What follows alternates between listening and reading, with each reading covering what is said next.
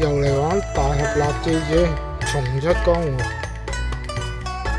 上次我就騰嚟騰去都發生唔到啲花四娘任務嗰啲劇情，咁今日睇下點搞啊！再打再多一個時辰啦，再入去試下，都係唔得，咁就擱置咗佢先個任務。我要搞另一樣嘢，就係小寶俾人老笠嘅嘢，終於成日俾人摸我啦咩？之前我第一次玩都好順利嘅，點解變得越嚟越棘嘅？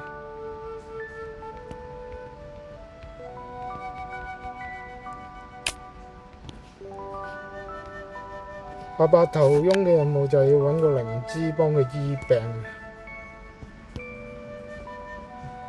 一開始喺迷蹤林嗰度，我哋執到2個靈芝，其中一個就俾佢嘅。好啦，完成任務，跟住加佢入隊啦，就有嘢俾你嘅。跟住如果你有家園嘅話，就可以擺佢入家園；冇嘅話咧，就佢入完隊，你攞完啲嘢咧，可以即刻撳佢離隊嘅。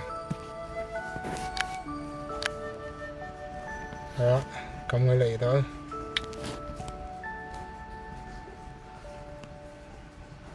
試多次啦，有冇？有啊！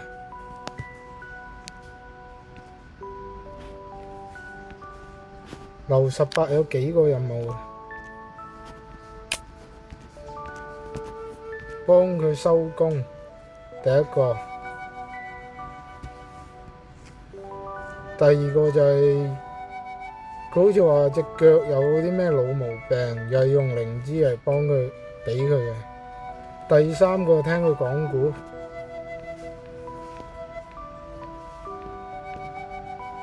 黃大錘就難飲啊，爭阿花四娘啲酒水錢2000兩。咁陣間睇我玩落去就有辦法。唔使俾個2000兩都可以完成到呢個任務嘅，條件就係要花四娘入咗隊，跟住再嚟揾阿黃大錘，咁嗰個任務就自動完成，兼且唔使俾嗰2000兩。收工就整好咗啦，俾佢完成任務。會唔會係我要做咗樓18呢個任務先呢？跟住花四娘嗰啲嘢先會發生劇情。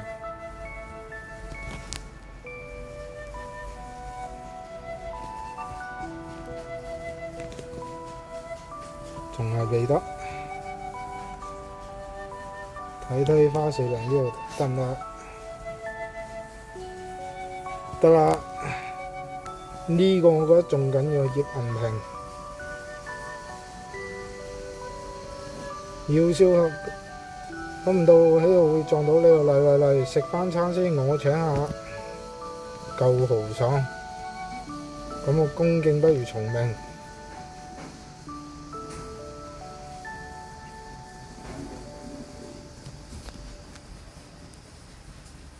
姑娘，你哋嘅飯餸。多謝晒掌櫃，哇正啊！要咗快啲食，咁我唔係啊！食完好飽啊，埋單啦，好飽，一共500文錢，你兩個邊個俾？我冇帶錢喎，你冇帶錢又話請客，葉姑娘居然冇帶錢，咁我點樣好？豪爽啲啊，幫佢俾啊！嗱，呢度咧記得要有身上有500文錢先好走嚟令到呢個劇情發生。咁你俾咗500文錢佢咧，葉銀平就會送咗個飾物俾你，叫抵咗條數嘅。咁嗰個飾物超正嘅，就係呢一件。咁需要你鑑定飾物去到3級先至可以鑑定到，咁我滿級噶啦，即刻鑑定。跟住裝備係呢件玉蓮花，超正呢件。生命上限加230，耐力上限加230，連擊增加3%。最緊要係下邊嗰個。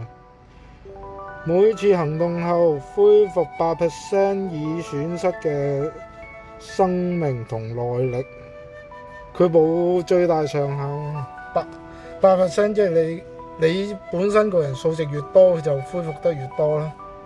呢件嘢可以用到尾咁滯啊！同埋練內功，你有時唔夠耐力，咁又可以着呢件加翻少少耐力，咁就可以學到啲內功啦。所以超正嘅呢件嘢。如果你唔夠500文錢幫佢俾錢呢，可以遲啲搞嘅。照樣發生個劇情，咁個飾物就會俾咗阿花四娘。之後你問阿花四娘贖翻嘅，到時佢開價好似係唔記得2500文錢定係3000文錢啊，係咁上下啦。最緊要呢個發生咗啦，好啦，開始，跟住呢度咧，你去咗十字坡嗰度做咗個聽咗講古，跟住打咗嗰班賊咧，就會翻嚟揾你尋仇。咁你翻去無名小村，去到流連到夜晚，再出嚟喺地圖行一行，就會有劇情啦。咁班山賊就揾你尋仇啦，入去嚼佢。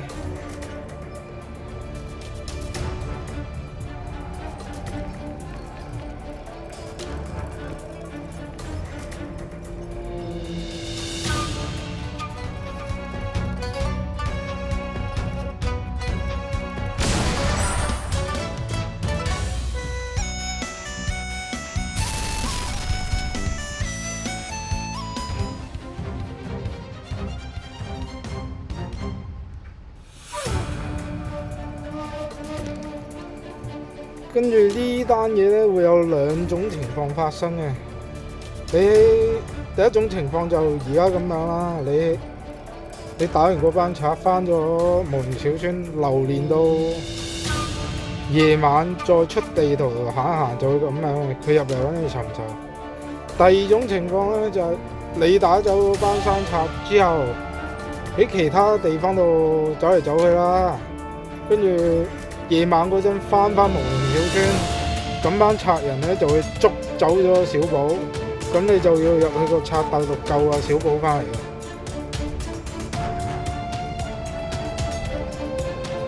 咁我個人喜歡咧就係呢個劇情多啲啦。咁有得打，總之有得打人我就中意嘅。就係呢幾個敗類啦。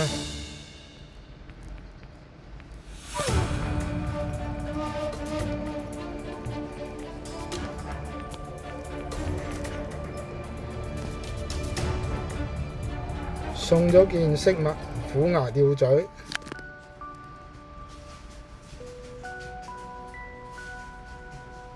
加180防3幅嘅名氣經驗值加25%，搞掂完呢2道，試下有冇一氣呵成。哎呀，到指示添。嗱，車夫呢度咧，你等到佢之前講過，等佢夠鐘，咁樣同佢傾偈。你要做咗呢個動作，咁樣先有得去走去第二度嘅，我試一次啊。咁寵物要跑得喐咧，起碼跑到要去到50，好啦，跟住騎啟程。而家先可以走嚟走去嘅。如果唔係，你冇做呢個動作咧，就變咗困獸鬥啦，走唔到啦。你撳出大地圖都去其他地方，嗰啲大城名都未有顯示出嚟。而家去揾嗰班賊啦！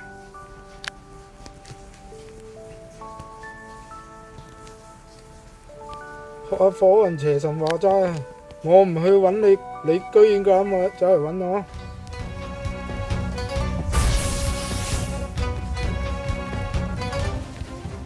係喎，有樣好緊要動作，10從10長，即係而家要練烈陽拳，烈陽拳修練。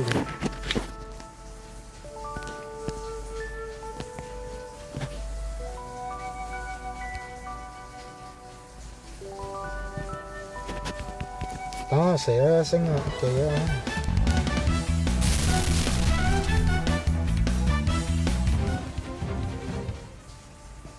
蛇肉、蛇毒都有嘅。蛇毒咧就係你留翻蛇毒液啊，你留翻起佢。如果你玩九流門劇情嘅話，入邊有個叫毒牙婆嘅，佢會一路咁你喺度做嗰啲任務嗰啲指示咧，佢一路教你整啲毒藥。咁其中一樣毒藥叫可以蒙汗藥，就需要毒蛇液做材料嘅。班賊就喺上面，我唔想咁快上去揾佢，打多幾隻豬先升技啊！過嚟啊，同我隻抽啊，幫我升技啊！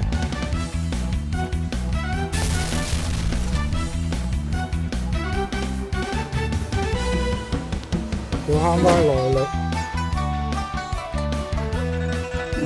除咗烈陽拳之外，其餘時間都係普攻嘅，因為耐力真係不足。係啦，藏寶圖，我諗半瓶神仙醋。做呢個任務俾多啲錢啦，得個1.5罐，即係1500文錢。對新手嚟講呢條數咧真係唔夠用嘅，15罐就差唔多。所以玩呢隻 game 開頭冇耐性咧，我諗未玩完無名小村啲任務都已經放棄咗啦，太難玩。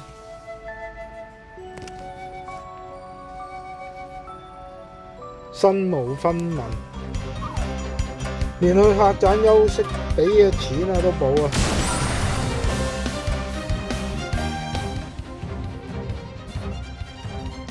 對付呢啲咁嘅人渣，趕盡殺絕，絕對不能放過，斬草除根啊！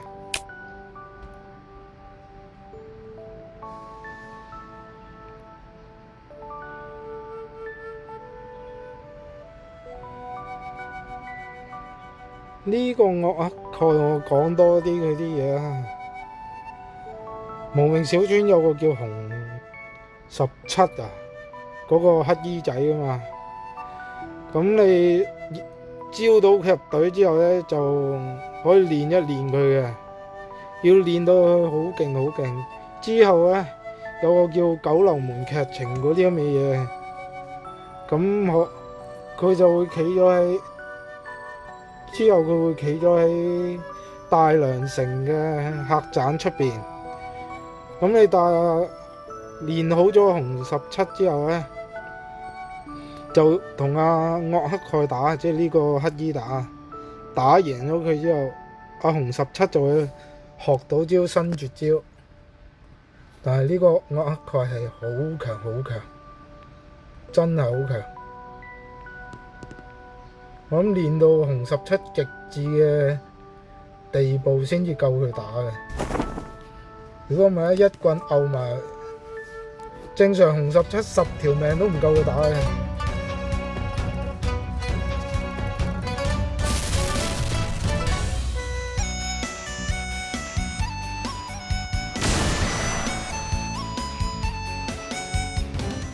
連我而家呢個狀態同阿克蓋打，我諗都輸嘅，應該係俾佢一棍毆死。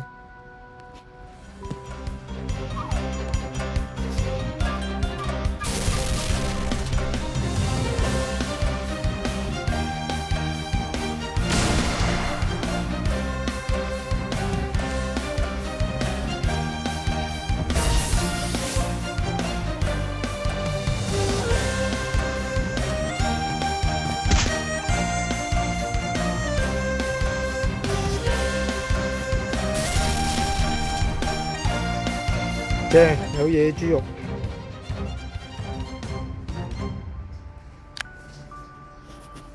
佢幾多蟲啊？6蟲啊！不惜成本啊！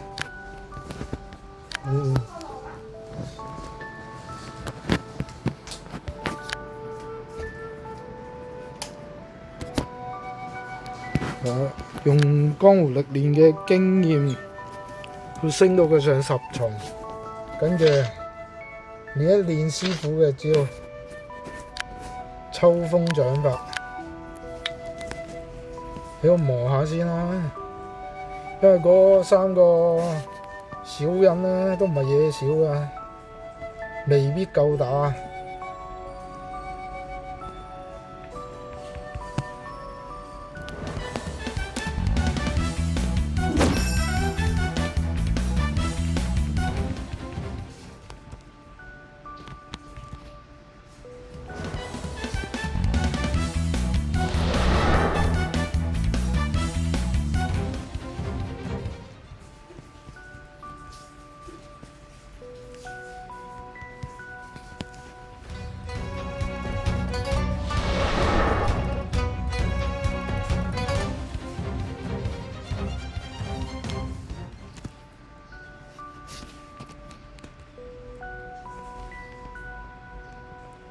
如果係第一次玩嘅人咧，即係玩一周目嘅話咧，根本就冇可能打得贏咗3個小人㗎。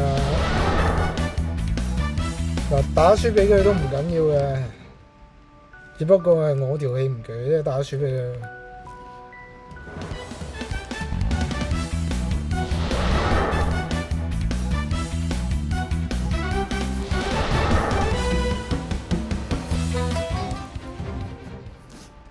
幾多蟲啊？4蟲，夠唔夠升到6蟲啊？夠。佢練到秋風掌法去到6蟲嘅時候，師傅就會送你一本內功，即刻練埋佢。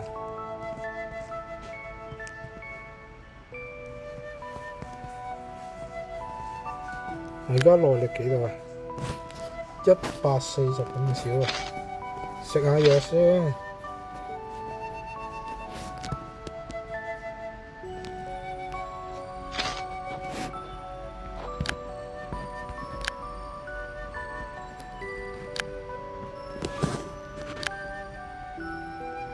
冇加內力嘅咩？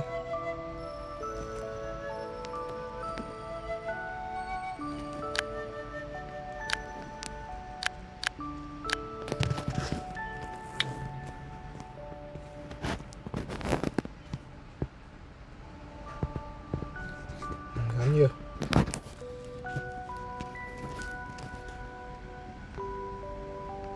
一入嚟開戰㗎啦，殺入去，2粒藥都唔好食。頭先我阿蓋俾咗啲藥俾你嘅。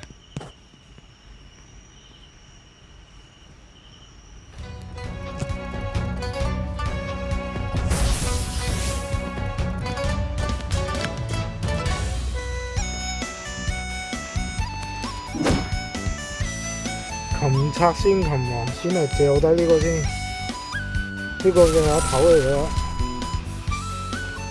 跟住其他僆仔唔好理啊，係咁掉個箱，打爆個箱，等佢自己行埋得㗎，掉個箱 ，OK。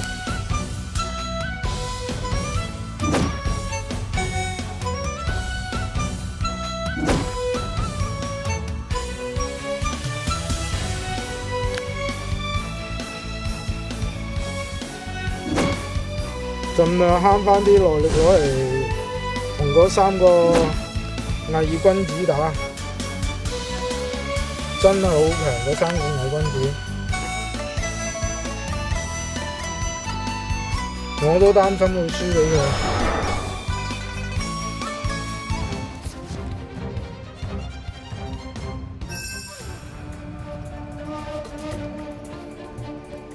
佢。嚟啦，3個偽君子。都係次次打交嗰陣就唔喺度，打完交咧就出嚟搶風頭，跟住喺度指説3道4。呢有咩廢話？我冇心機睇啊！開戰啦！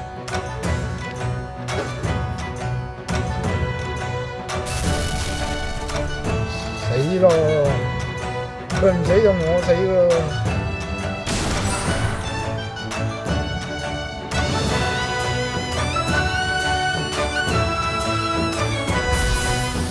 哇！險勝啊！佢應該反擊，如果俾佢反擊到嘅話，一掌拍埋我就死嘅。險勝！嗱，唔夠打放毒啊，放暗器啊，又你背後偷襲。呢個時候惡黑蓋走出嚟，睇唔過太卑鄙。咁佢出現咧就不停喺度加鹽加醋啦，其中嘅目的咧就係想你加入九流。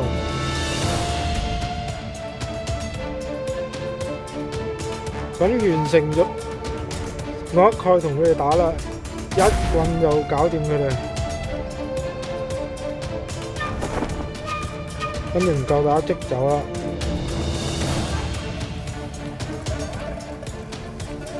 如果想加入九流門咧，同佢傾完偈，跟住再翻入嚟呢度咧，就可以加入噶啦。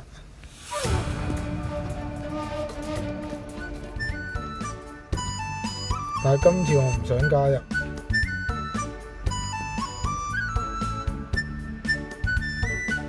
師傅就話九流門而家風氣變咗，即係開始變到越嚟越衰啦，就唔想你去加入佢哋，師傅就想你跟住佢，即係做好事咁啦。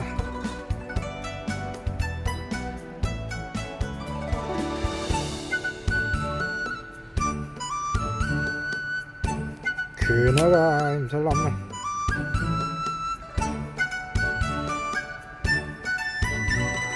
有個稍為勁的咁多嘅拳頭。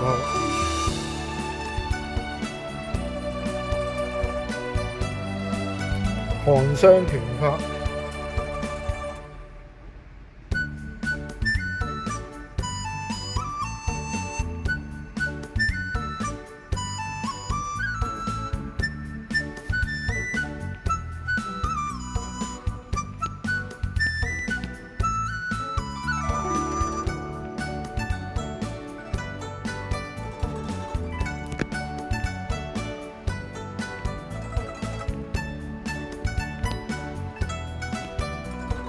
好啦，趕時間嘅嘢做完啦，跟住嗰啲可以之後又慢慢搞啦。首先翻無名小村，唔係喎，翻大王寨有嘢攞啊！嗱，你滅咗佢之後咧，就攞到個地煞牌。個地煞牌喺度，到你儲齊12獸環，開到個工作室。你就可以攞個地煞牌去換啲橙色嘅獸環嘅，能力值都唔錯。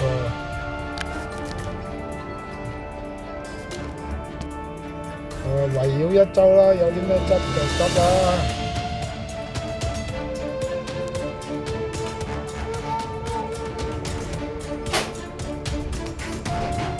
跟住你唔想加入個九流門咧，就唔使同佢講嘢啦。想加入咧就揾佢講嘢啦，就可以加入嘅啦。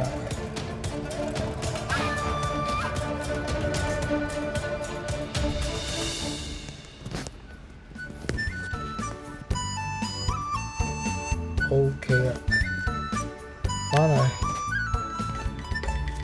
繼續睇下花四娘個任務會唔會出到嚟啦？嗱，包打聽俾你嘅任務咧，佢就中意呢個花四娘嘅。咁之前接咗個任務就好似話想你幫佢攞阿花四娘嗰個手巾仔啊，都唔知咩癖好嚟。就係呢個肥仔就走嚟搞事啦，佢專登搞事嘅，又要敲詐500文錢，梗唔俾佢啦，嚼佢啦。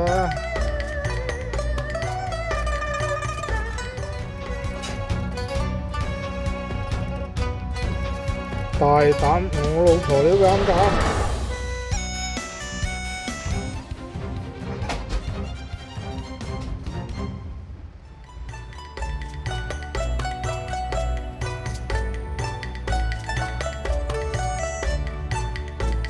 嗱，今次打走佢 OK 啦，跟住花四娘嘅主要任務嚟啦。呢個就100% 會發生嘅，只要之前嗰個劇情發生咗，即係個肥仔走嚟搞事，之後打走佢，跟住行出客棧再入翻嚟咧，就有啦。咁啊，花四娘就夜晚見到啲黑影喺子時出現嘅，咁就好驚，咁你就陪一陪佢啦。子時有時間，幾多200文錢？牛叔，跟住你而家同佢送禮送到好感100咧，就可以撳呢個新嘅，就係包打聽嘅任務，嗰條手巾仔，佢好爽快俾你啦。攞完翻嚟揾包打聽交人，咦唔係攞咗啦咩？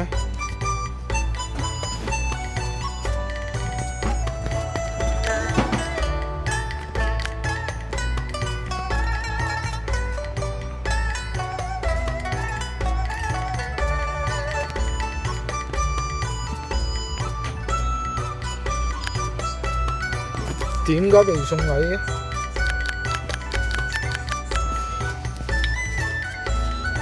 算啦，唔好研究啲唔知咩事嘅嘢。咁啊，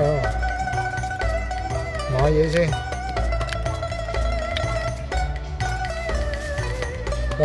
有錢嘅話就將佢所有嘢買一轉，跟住新嘅。而家好等100咧就攞到啦。有第二樣佢嫁妝。跟住呢度有少少嘢嘅，你第一次玩就一定冇第二個選擇啦，會灰咗冇得俾你揀嘅，有得揀一定要揀第二個選擇。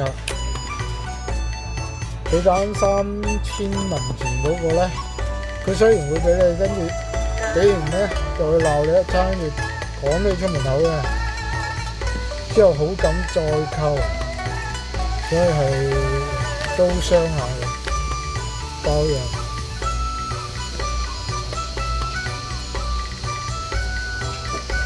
完成咗入隊，送咗個市井拳法嘅秘笈俾你，跟住離隊啦即刻，因為揀咗個天煞孤星咧，你有任何一個隊友跟住你咧，咁都會失效嘅嗰樣嘢。嗰個加成、經驗值啊、攻擊力加成啊都冇晒啦，瞓多劑啦，主持差唔多嚟啦，啲黑衣人出嚟啦，其實打交嘅時候。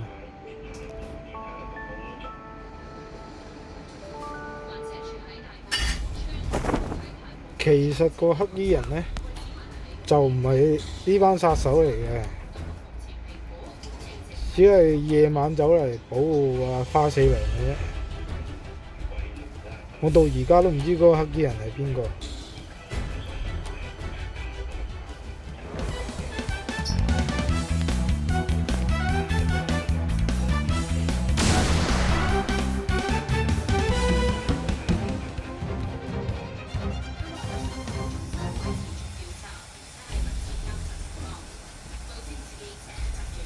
原醫會咁就死咗，咬舌自盡啊！都幾有骨氣喎。做殺手嚟講，我都配合你，因為唔係配合，係佩服啊！佩服你咁有骨氣啊！寧願咬舌自盡，都唔會泄漏情報。OK， 而家入咗隊。入咗隊咧，花四娘就會俾條鎖匙你，可以用佢條鎖匙嚟開嘢。我慳翻，我破解。執到嘅嘢執晒佢。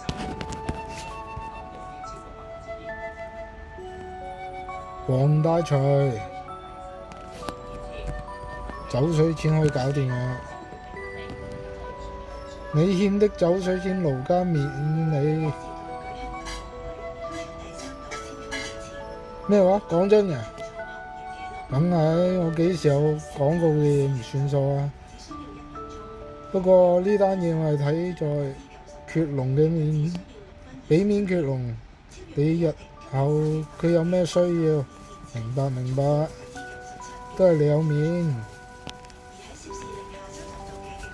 變咗邀佢入隊啦，入完隊攞到嘢又係嗰樣啦，離隊啦嚇。我暫時冇加完收留你哋啊，遲啲有加完先揾你哋啊。OK， 仲有一樣做埋呢樣先啦。獵人啊，獵戶啊，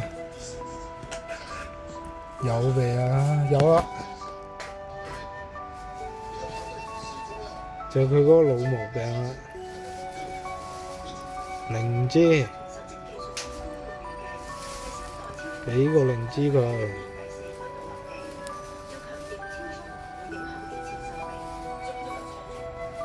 即刻走去睇醫生揾郎中，有咁快啊！一個時辰乜都搞掂，華佗嚟㗎，會唔會有啲誇張呢？跟住聽估啦。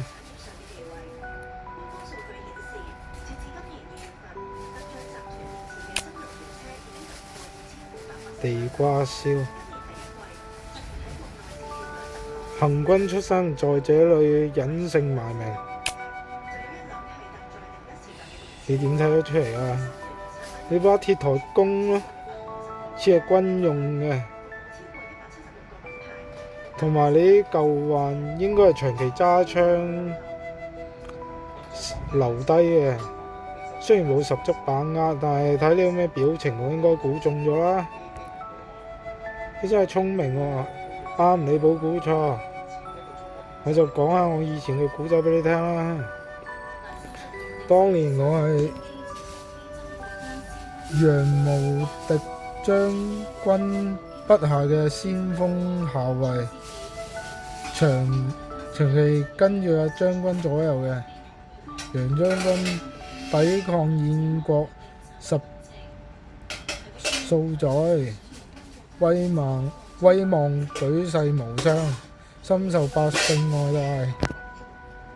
但估唔到呢個昏君即係俾危言聳聽，竟然落咗旨，要將楊將軍編到京城，以謀逆罪問斬株連九族，即係岳飛啦，係嘛？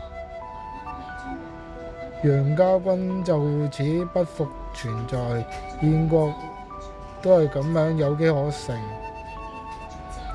之後燕國一路長驅直入，直逼大梁城下，無人能阻，國破家亡。呢啲就係自毀長城嘅報應。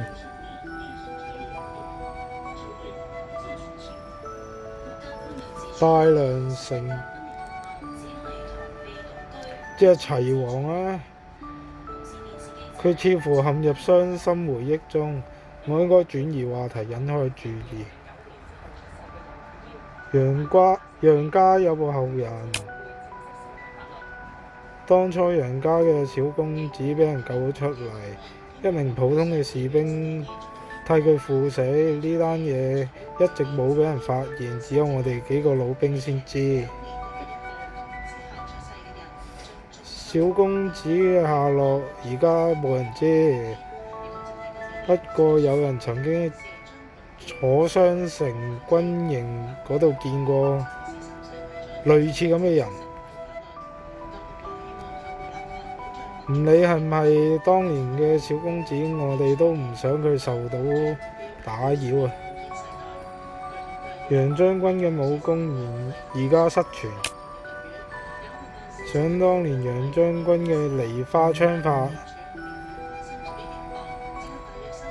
曾令燕國敵軍聞風喪膽，我有幸見到嗰個槍法精妙絕倫，我冇辦法用言語形容，講得上係天下第一槍法都不為過。只係呢個槍法對資質要求甚高，好多人用盡一生都練唔到啲皮毛，發揮唔出1/10嘅威力。楊將軍受刑前曾經同我講，將梨花槍秘笈交俾自己嘅後人保管，可能只有揾到楊家嘅後人先知道秘笈嘅下落。楊將軍可有遺物留下？據說楊將軍留低一把家傳嘅梨花槍，呢把梨花槍凝聚楊家嘅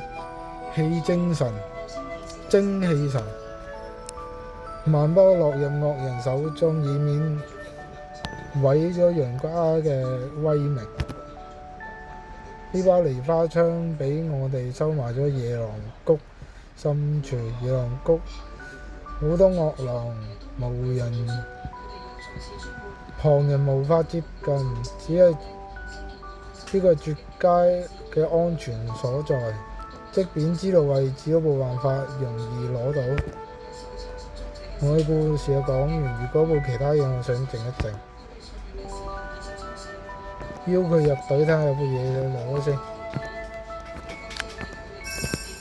冇就離隊，有冇都離隊㗎啦。OK， 今集玩住咁多先，下集我哋就衝出無名小村，睇下去邊個城。好，下次見，拜拜。